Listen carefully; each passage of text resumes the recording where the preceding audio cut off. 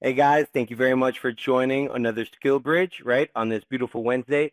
So let's go right into it. Guys, you guys know our mini lesson. This is what we typically go over, which is how do I get activated and how do I get top rated? What does top rated even mean, right? So let's go straight into that. Share screens. And again, this is intended for, those of you that have not created a profile just yet. And for those that have already been activated, can apply.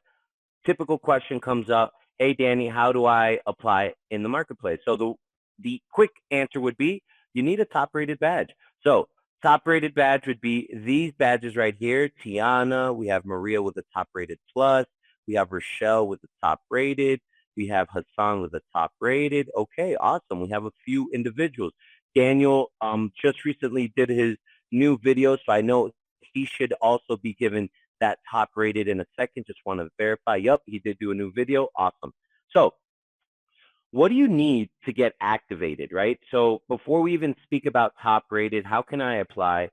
You create a profile, but that doesn't mean you're getting activated immediately, guys, right? You can create a profile, an account with the bare minimum, and then you do have to go ahead and add a picture. So, let's start there.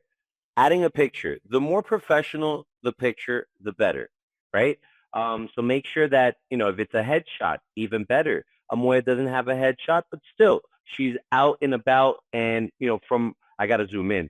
You guys are probably having same issue as me, and I have glasses. But okay. Amoya, we have Tamarin. Tamarin's picture, I would say, is more professional just because it's a headshot. Kind of get to see Tamarin a little bit more up close and personal. Same thing with Maria. Tiana, yeah, I'd say can't really see Tiana as well, but still, nonetheless, a good picture. You guys have flexibility, right? It's your own profile, but nonetheless, the more professional, the better. My man Hassan, Umar, Daniel, Natalia. I see, everyone just getting a lot better with that professional headshot, that professional picture. Number two, what do you need in order to get activated? So you need to add your work experience, right? You need to make sure, and the reason for that is because it's the first thing that pops up, right? Once they click on your profile, they're going to check out that work experience. Awesome. So after your work experience, what do you need? You need your video. So we need to make sure, right, that you guys have a video where you don't mention your last name, you don't mention your cell phone number, your email address, right? So contact details are only given by CloudTask to the hiring company once an offer is made and you guys have accepted it, right? So just a little sneak peek to that. We don't disclose, right, contact details. Therefore, on the video, that's why you're only meant to say, hey, this is Danny, right? So yeah, the video. So we've covered three things, which are the main check boxes in order to get activated. So we have professional picture. The more professional, the better. We have work experience, just like you would with a CV or resume, right? That traditional CV look to it. You bring that to life within your profile. Third, a video introduction where you don't mention your last name. That's all you would need in order to get activated, right? Now, the more filled out your profile, the better. So we do have details here where you could put what roles are you interested in. We do have fit and value where you can mention the industries, the success metrics you've been held accountable, the jobs to be done, right? So there's definitely a few things here. Like let's say I see that Amoya is missing the business challenges, right? So I know there's one, for instance, that is missing. So the more complete, the better, guys. So top rated, that's all I need in order to get activated. Now, let's talk about that top rated badge, right? So top rated badge, we can go up to the very top, helping companies grow through fixing Wi-Fi technical issues for customers. So this is better, right, Amoya, than what I've seen, because some people will just put customer support rep. Now, customer support rep doesn't bring much value just because I can already see that in the customer support rep is one of the roles that you've held. On your experience, I can see you a customer support rep, right? So there isn't much value just putting the role, right? There would be more value giving a Cliff Note version of an About Me section, right? So something like plus 7 years in the health and real estate industry, helping both customers and patients with properties and, acquiring their vitamins. I don't know, right? Whatever it is that you were doing before, you can be very specific, right? So make sure that you guys are being um moving forward. So top rated a good needs a good title, and what's next? A good about me section, right? So we just have a one liner here, guys. Typically, I recommend let's make sure we have at least a paragraph, minimum 4 sentences, where you can highlight what you've been doing in the last few years as far as a role, industry, success metrics. So make sure. Sorry about that, guys. I think I'm having an issue with my audio. Bear with me just 1 second, please.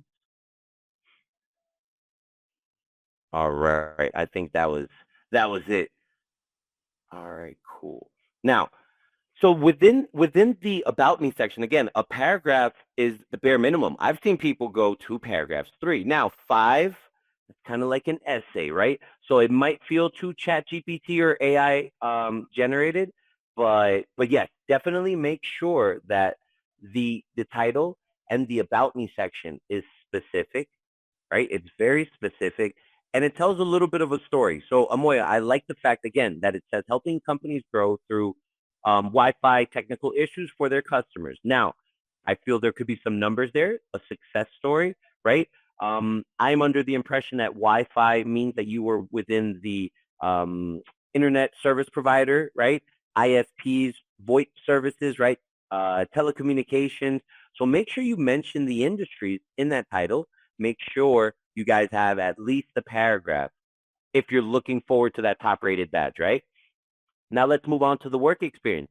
Work experience, typically at least three or more is earning you that top rated badge, right? So what I'm saying is even if you only have 2 experiences, that just means that the video needs to be even better.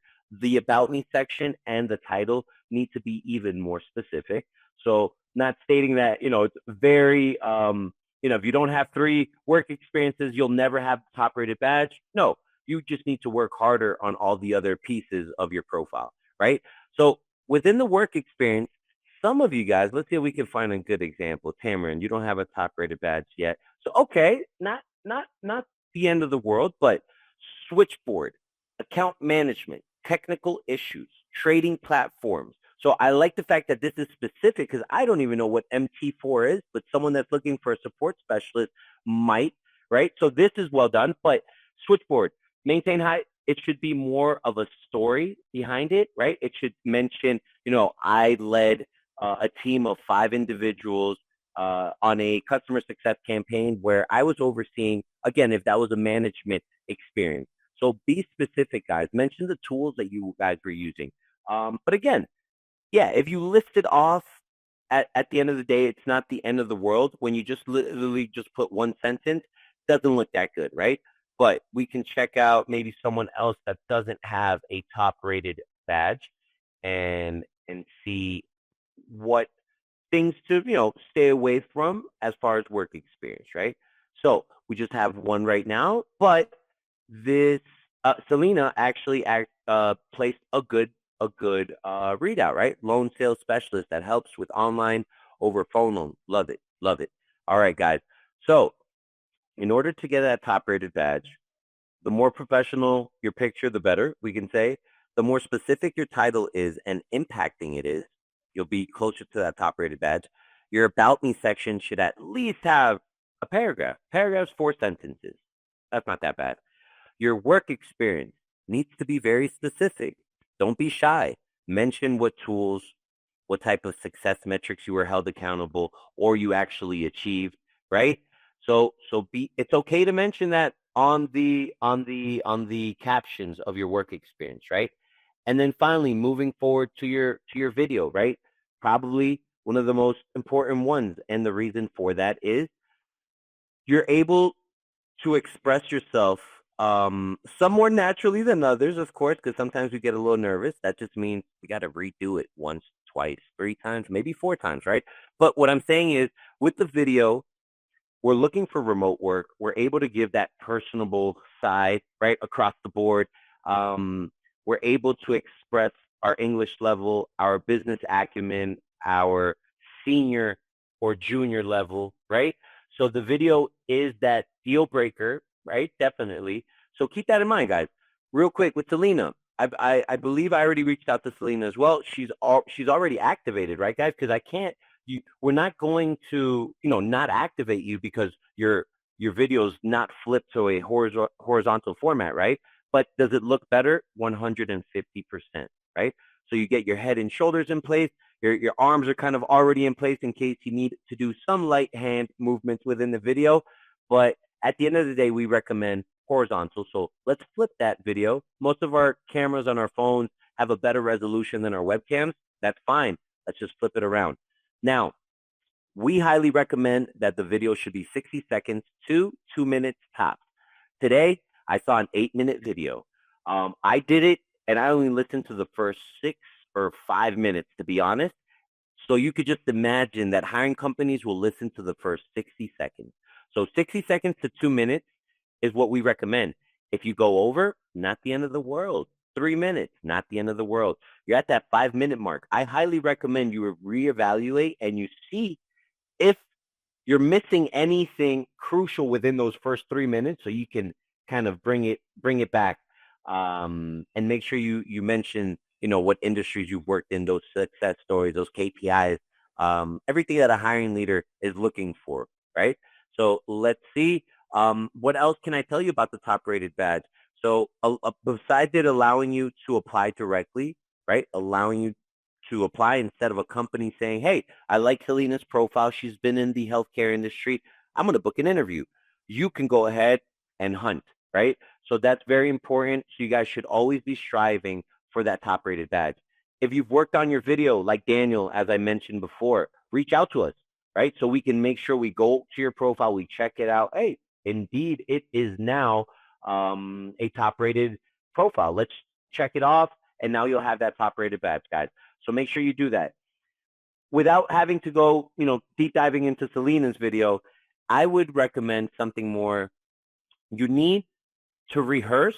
You should not just be spitballing and, sit down and say, all right, I've had, a lot of jobs in the last 7 years. Let me explain that real quick. Instead of just spitballing, you should write something down, put it on some type of script, and then rehearse it. Because again, if my camera's here and I'm saying, hey everyone, this is Danny. Thanks a lot for joining our Skillbridge. I'm really excited to sharing this quick mini lesson with you guys. We're going to show how to get activated and top rate, right? So it's going to discredit the entire conversation. It's going to discredit what it is that I'm providing for you guys. So that's the same idea, same ideology with these hiring companies and your video. So make sure that you're not reading word for word. You do rehearse, but you need to make sure that you're coming across confidently. You need to make sure that you are able to express what roles you've had, what type of industries you've worked in, what type of tools you've used efficiently, and mention 1 or 2 success stories that have numbers to do with them. For you managers out there, don't keep us in the dark. Let us know, hey, I was managing 25, sales representatives directly and indirectly about 50, right? Because I was, a senior sales manager where I was not only helping the reps, but also my fellow sales managers, right? Like, oh, okay, well, this gives me a way better picture. So without going over and rambling, guys, that's what it is that you need to work on in order to get that top rated badge, right? Those are the key points that you need to work on. Now, to move forward, I'd love to share with some of you guys. You might have already seen my man Solomon in action, but yes, Solomon had an interview. It was a positive interview, right?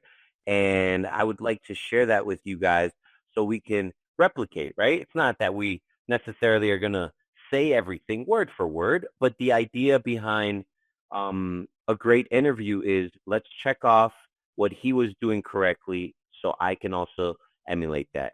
Let me go to Chrome tab. Got to make sure that we're sharing the right one. And all right, cool. Awesome.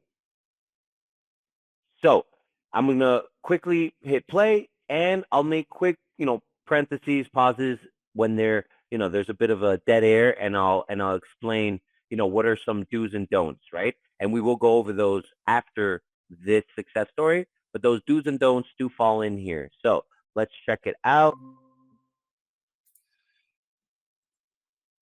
Well, should have went back a little bit. We're already at the 21-second mark, but as you can see, Jacob has joined. Salman was on the call before.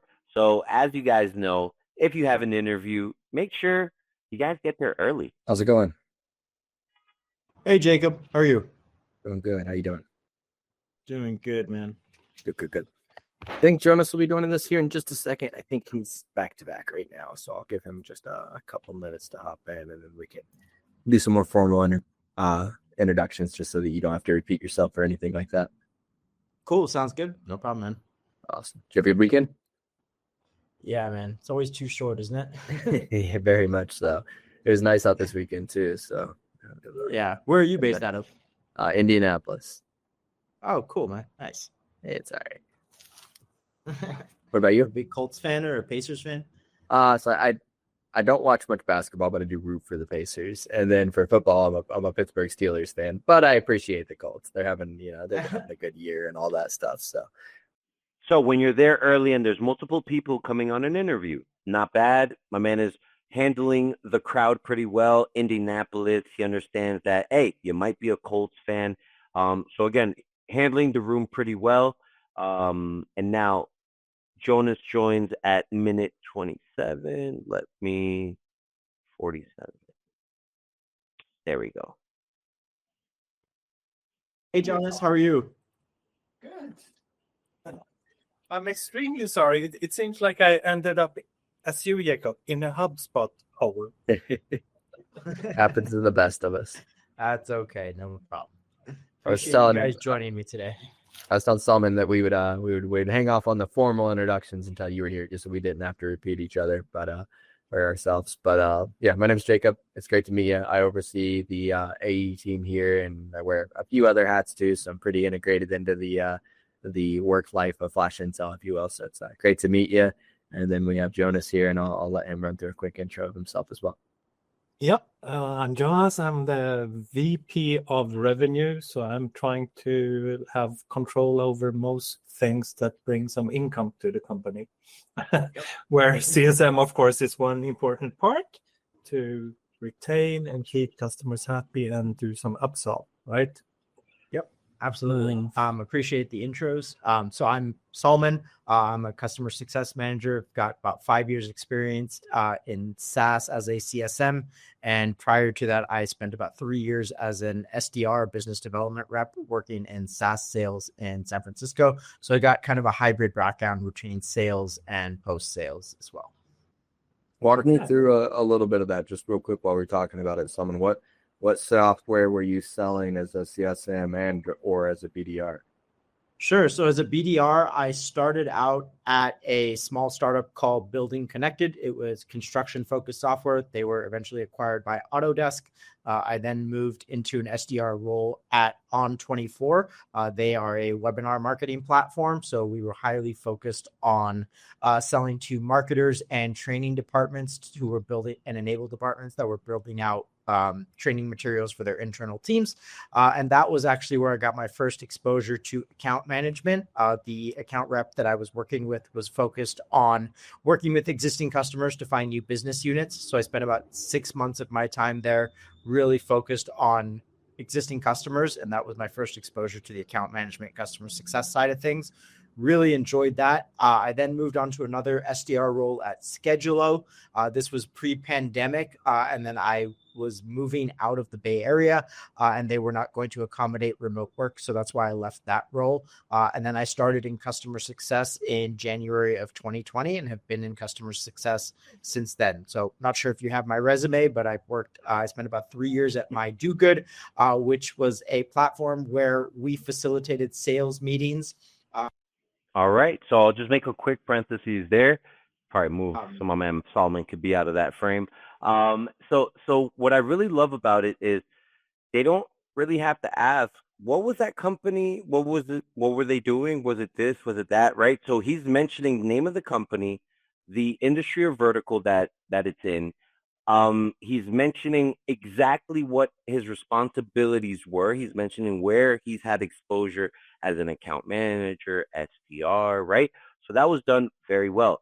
The more specific that you guys are in these explanations, less questions will come up. Questions will always be there, but again, those cutthroat questions, yeah, they usually don't come up if you're able to express your experience in that demeanor as well. He had a very good introduction or elevator pitch, right? When he saw that everyone did their intros, he didn't wait. He quickly said, "Hey, thank you, appreciate the intro. So my name's Solomon. I have over." So he immediately went into it. He gave a good 30-second, spiel on what it is that he did. Immediately, it caught the attention of Jacob, and he wanted to dig a little bit deeper, and that he did. He was able to go into quite a few specifics. Let's see what Jacob and the team have to say. And gave charity donations in exchange for those meetings. So we had a list or a network of qualified IT individuals who would take a vendor meetings, and in exchange for those meetings, we would make a donation to their charity of choice.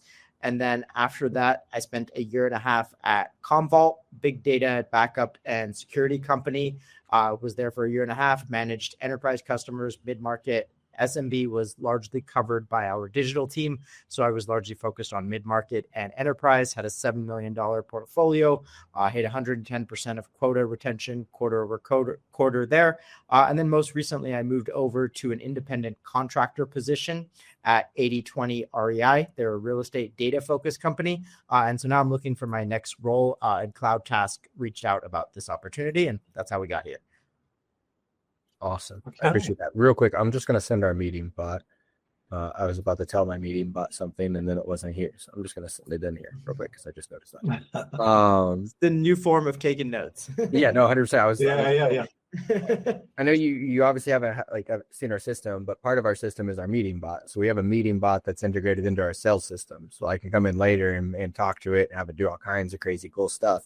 However, It's always a positive when the client is telling you a little bit more about their ins and outs of how their system works, right? It's kind of a little tell, right? If you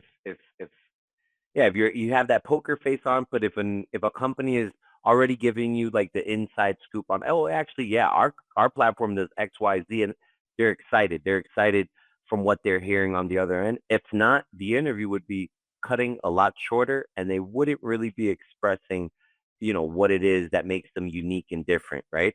So that's also a plus. You're also going to hear Jacob mention something to Jonas because he really liked what he heard from Solomon. So let's hear that. I wanted to note, and here it is, to talk to Jonas about NGOs and offering funding or donations for conversations. I love that idea. So yeah, just throwing that out there. But yeah, no, I appreciate that insight, Solomon. So again, if you guys did catch it or if you didn't catch it, in Solomon's explanation on what he's been doing before, he mentioned how he, in one of the previous companies, I don't recall which one because he mentioned quite a few, but out of, those 7 or 8 companies he mentioned, there was a campaign that they were running where they were offering, hey, I will, I'll send a donation to the charity of your choice for a conversation. I'd love to schedule a quick 15, 20-minute chat. We understand that time is valuable, so we'd love to make a donation on your behalf, right? So that was what Solomon mentioned. And since Jacob, I believe he's the FDR manager, sales manager, it got him thinking.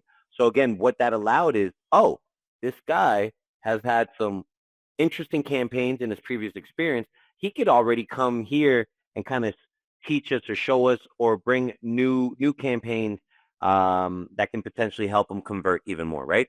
So that's also the positive of being able to express yourself in a very specific way. If he wasn't specific as to, what we just heard him say, this wouldn't have been as strong, right? So let's continue. That gives me a good scope of your work history.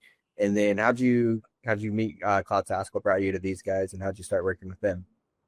So I actually live in Medellin, Colombia, and so that's how I found CloudTask. They were a network where it was really helpful for me when I'm looking for roles out here.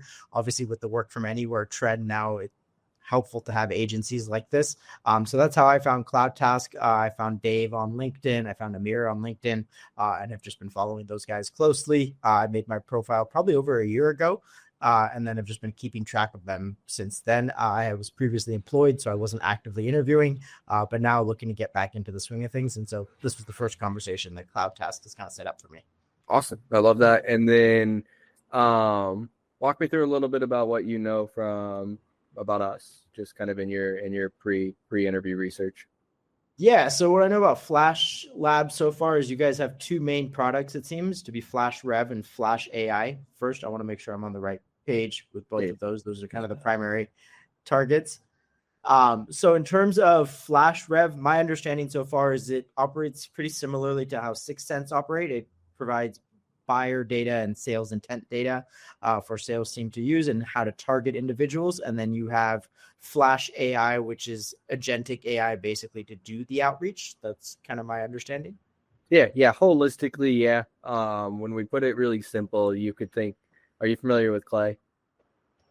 Yes, I've heard of Clay as well. Yes. Think of if Clay had outreach tools built into it, like Orem, Nooks, Chili Piper, and various other things with AI helping too. So our goal is really for companies to need one sales tool, and that's us. You don't need 10, right? You don't need to go spend $2,000 per rep to equip them with 10 tools. So again, the question was, what did you research about us? And Jacob's also giving him even more information about, what makes them different. Hey, think about Clay, but XYZ. So again, giving some more insight. Something I really want to highlight is I would give this a 9.5 out of 10 as far as an intro. The reason for that is he has the screen on the company website. He is showcasing that you don't have to go crazy and think that you have to become a subject matter expert in less than an hour, in less than a day. He literally went to the website, clicked where it says 2 products, and also said, hey, I just want to make sure I'm on the right page. Is that right? Did I get that right? Yeah, you're right. Okay, cool. And then he continued expressing how he diagnosed how both products work, right? One's more of the insight, one's actually the outreach mechanism. That's kind of how I understood it in that situation, how I heard him explain it. But nonetheless, he did a really good job of being able to have something open in front of him, ask a question, am I on the right page? Yeah, holistically, that is what we do. Think about this. And then you get a chance for the company to tell you even more about what makes them unique and different. So again, I'd give my man a 9.5 out of 10 as far as, doing your research, which is very important, crucial, right? Very crucial, because the question typically does come up. Hey, what did you hear about us? What do you know about us? What do you love about us? Why do you want to work with us? So that is all tied up to, did you research what we do? You didn't. Okay, that shows little effort. I don't really want to, potentially hire someone that doesn't go above and beyond. So if you guys aren't doing your research, make sure you are.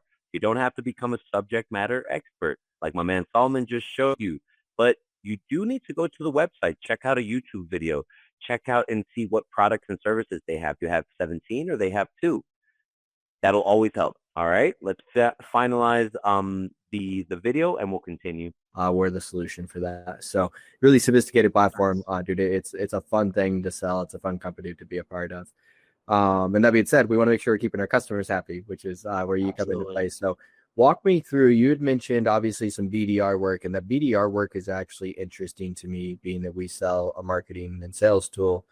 We help people source meetings, book business, whatever. So walk me through kind of what your scope was, your day-to-day in those BDR roles. Sure. Going back a while. So when I was a BDR, cold calling, all of my roles, none of them were inbound roles. So I was responsible for outbound cold calling, prospecting, working with my account executive to make sure not just that I'm targeting the right list, but that within that list, we're targeting the right companies. So I've had some AEs who are saying, hey, my bread and butter is the healthcare space. That's what I want to go after. Let's prioritize healthcare systems and hospital systems to go after. Boom. If I'm on the same page with him, that makes my life easier. I hit quota, he hits his closed revenue goals, and we're all happy. And other roles, as I mentioned at On24, I was very focused on the account expansion piece. So working with existing business units. So those conversations were different. They were still cold outreach in the sense that I was reaching people for the first time. However, a lot of those came with internal referrals where I could name drop and say, hey, so-and-so is already using this. We've already passed your procurement process. We're an approved vendor. We have a use case that is specifically for enablement, specifically for trainings and webinars. Can we have a conversation? And so that's how a lot of those conversations went, where it was focused on just kind of using the warm lead to get a foot in the door and then allowing my account manager to go in and close the sale. And then after that, when I was at Schedulo, that was back to a purely outbound role. Everything was cold calling and prospecting. So typically 50 to 60 dials per day, cold emails, LinkedIn prospecting, exactly what you would expect from an SDR. No, I appreciate that. And so my next question kind of piggybacks off of that. What made you want to commit to the CSM role over the account executive role? Obviously, there's a lot of similarities between those two, being that you've already kind of mastered the outreach side of it. What made you choose the CSM role? I really enjoyed the aspect of, I guess, in the SDR role, you're either hunting or farming. I really resonated with the farmer role of being in there, getting in the weeds with a specific client, learning the different business units, saying, okay, once I know the product well enough, I can recommend, hey, you can use this in this manner. You can use this in this manner. And also with the sales background, I'm not afraid to have those more revenue focused conversations where it's not that I'm doing the sale itself, but to at least get the floodgates open, provide resources, answer some initial questions for them. That can go a long way for an account executive and warming the deal up. And so for me, I really excelled at that. And throughout my time in customer success, I just keep doubling down because I enjoy it. It's very different than the account executive SDR role where it's really fast paced. You're just having an initial conversation and then you hand it over to the AE, and then you have a conversation and you hand it over to the AE. For me, that was very hands off. And I prefer to be more involved and get to know how the business works. It's also a great learning opportunity for me to learn different industries and different characters and that's what their priorities are. And then, frame what I'm saying accordingly. I appreciate that. Right. Could you walk me through an example where a customer account of yours, maybe they were having a technical issue, maybe a technical issue to the degree that like even more technical than you were able to resolve for them immediately? What's your process for that? How'd you handle it and get those guys back onto track for success? There's one particular client that I think of when I was at Commvault. This was a huge logo that had recently signed with us. They had paid for professional services for their onboarding experience, not to shoot someone in the leg, but professional services did not handle that the way they needed to. The onboarding was not fully successful. There were a lot of problems that led to, I'm talking 15, 20 support tickets in the first 2 weeks they were with us, trying to get a resolution to things. And so I was brought in as the CSM to take over that onboarding experience, facilitate the resources on our side, provide weekly updates to their leadership team. This went all the way up to the C-suite on our side. We had a chief customer officer who was involved in meetings to provide regular updates to the client. And so we kind of took a phased approach. The first thing was evaluating what the major issues were, how we can resolve the support tickets, and what blockers were preventing us from a successful implementation. Once we were able to work through a lot of that, we were able to consolidate the 15, 20 tickets into like 3 key issues that were then escalated to support management, saying we need to address these. These need to be addressed by the end of the week. And I escalated it to my manager. I went above my manager to the director of customer success to make sure everyone had eyes on it. And so that was step one, was just creating a plan. After that, we then held weekly meetings where we would review what current blockers there are, what progress has been made on the existing implementation. And then I would work with their technical and implementation team to coordinate 2 to 3 additional calls per week with our technical team outside of support so that we could move forward with the implementation. So this would be making sure they had all the prerequisites set up. It was a very complex product to implement. So you needed networking requirements, you needed API requirements to get everything set up. So I was coordinating technical resources for there. I would then provide email updates to our chief customer officer and our director of customer success so that they were in the loop of what progress was being made, what blockers there still were, and what still needed to be implemented. Ultimately, this whole process took about 60 days to get everything resolved.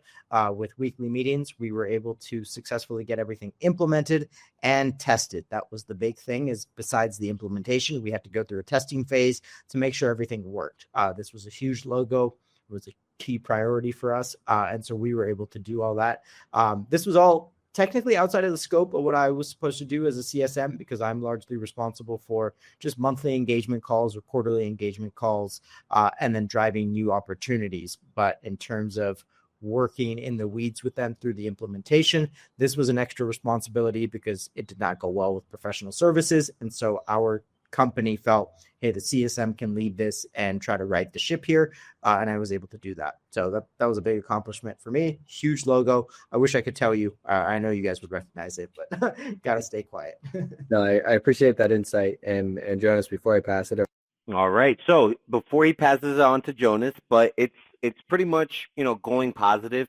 You guys can see the type of answers that Salman is able to have. I've seen some interviews where they literally just ask you, hey, walk me through your sales process. I mean, right? And it's okay. Like, we're going to get nervous, but then we do need to take a second, say it over again. Okay, yeah. I mean, the typical, way that I would handle my sales process is, depending if I was provided a list, right? I would check out and see how many leads was I actually given. Do I have phone numbers, emails? And now I'm going to start executing, right? So typically I would make about X amount of calls, X amount. I would be able to convert X amount of a point, right? So you need to be able to express yourself the best way you can, right? But if you do need a few seconds, those nerves hit in, those jitters are there, say the question again, right? Say the question again, or even, the cliche tradition, like, oh, that's a good question. You're not going to say that's a good question for all 17 questions if there are 17. But yes, make sure that you guys are coming with some, concrete answers, right? Walk me through your sales process, or tell me a little bit about the KPIs, right? I had a call with someone yesterday, actually, and they told me, hey, look, kind of threw me off with the KPI question. I told them that, no, at the company where I was, there wasn't like set KPIs, but I was making about 80 calls. That's the KPI, right? So why you saying the company doesn't really have KPIs, but you're already giving us that KPI, right? So again, sometimes we get nervous. I think Solomon showed that, he kept this cool throughout the entire call. At the 23-minute mark, they're already expressing, towards the end of the call, they're already expressing what it is they do, right? They're still currently in conversation, right? Negotiating. Because again, as you guys know, you guys are free agents in our marketplace. So you guys are the ones that are negotiating with the companies directly. We don't get involved in that. That's completely up to you guys. We have our marketplace fee, and that is that, right? But you guys ultimately are the ones that are discussing what it is you guys would like to have as far as a commission structure and a monthly base, right? So let's move on. So that was the success story. That was the call that my man Solomon had. Now let's diagnose some of those do's and don'ts, right? So with do's, I think the first one he hit, which is be there early. He was there early before Jonas and before Jacob. Good stuff. So we also have turn on your camera. So if you don't have your camera on, and I've heard, hey, Danny, there's a glitch. Something's going on with my computer. Get on your phone, right? Grab your phone, turn on the camera, and let them know, hey, having a quick little glitch, but I'm resourceful. I'm on my phone now. Sorry for the delay. So make sure that you guys are there early. Make sure that you guys turn on your camera. Make sure you're dressed to impress. Try not to be in the car. Try not to be at a convention center, at a park. I have kids. I have 3 cats, and I have 2 dogs. You haven't heard them yet, right? Because, again, when we're in this environment, this remote environment, we need to showcase that we can really represent those companies in the best way possible. So keep that in mind. So those are some do's, right? Do your research. You need to do your research. You don't have to become a subject matter expert, but do your research, guys. Do your research. You should have questions for the interviewer. It's going to showcase that you're also prepared, you're professional, you want to know a little bit more about the responsibilities. And it's not that you want to ask about, hey, what are my benefits? When are my vacation times? Because again, that's an employee contract type of mentality. You have a contractor agreement, right? So technically you don't have you're not eligible for any PTOs. Now, I'm seeing a lot of companies be very competitive and offer 7, 10 PTOs after a year, some medical time off, XYZ, right? So they are out there, but you need to make sure that since you're a free agent, you're negotiating those benefits, you're finding out about those benefits, but only once an offer is is being done, right? You don't want to ask about pay time off on your first interview, right? Same as you don't want to negotiate on that first interview, right? But let's go back to the do's. So once again, we're prepared for any tough question. So even if it's, what are you looking to make? How much money are you looking to make? Even if you shouldn't deliberately ask, hey, how much are you guys looking to pay, as far as a monthly base? But you should be prepared if they ask you, hey, Danny, so how much are you looking, as far as compensation monthly for this role, full-time job? $5,000. If I just throw a number out there and it's elevated and it's higher than what's in the job post, guys, it's not going to work to your favor, right? If you're going to say $5,000 before even saying 5K, you should mention, I'm currently earning XYZ because I'm overseeing this, and this campaign. So the value that I would be able to bring to you guys would be that or more, that or greater. So as of now, for me to, move from my current job where I'm excelling in, I would look at 5,000 a month, right? And then that's it. But if you just throw out a number, or if you start mumbling and fumbling, they got you, right? So maybe let's now move on to some don'ts, right?